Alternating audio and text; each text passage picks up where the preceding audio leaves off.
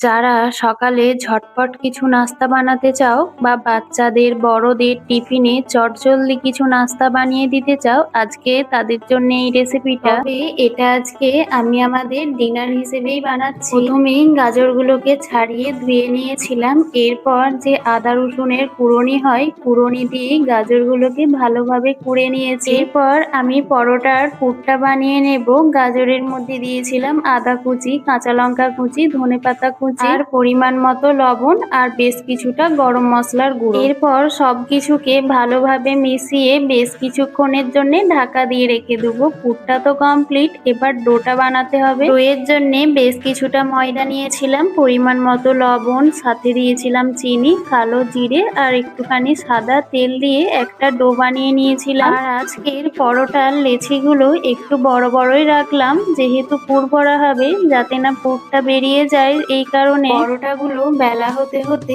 এইদিকে আমি তাওয়াটাও গরম করতে বসিয়ে দিলাম। প্রথমেই আমি একটা গোল রুটি বানিয়ে নিয়েছি, এরপর একদম ভরে পুর দিলাম। আর আজকের আমি পরোটাটা চৌকো বানাবো, তাই চারি সাইডটা মোগলাই পরোটার মতো মুড়ে দেব। চৌকোর সাথে সাথে তোমাদের আমি একটা গোল পরোটা করেও দেখাবো। চার সাইডটা পরোটাটা মুড়ে এবার হালকা ভাবে বেলে নিতে হবে, যাতে না ভেতরের পুরটা বেরিয়ে যায়। খুব জোরে বেললে ভেতরের পুরগুলো কিন্তু বাইরে বেরিয়ে আসবে। এবার গোল পরোটাটার প্রসেসটা দেখো, এটা একদমই সহজ। যেভাবে আমরা আলুর পরোটা বানাই সেইভাবে ঠিক বানিয়ে নিলেই হবে। গোল করে মাঝখানটা গর্ত করে গাজরের পুরটা দিয়ে আবারও লেচি করে বেলে নিলেই রেডি। দুটোই কিন্তু সেম, শুধু যা খালি মডেলটা একটু আলাদা। এইদিকে তো আমার পরোটা বেলতে বেলতে তাওয়াটাও গরম হয়ে গিয়েছিল। এরপর আমি একে একে পরোটাগুলো ভেজে নেব। তবে এই পরোটা ভাজারও কিন্তু একটা প্রসেস আছে। তোমরা কিন্তু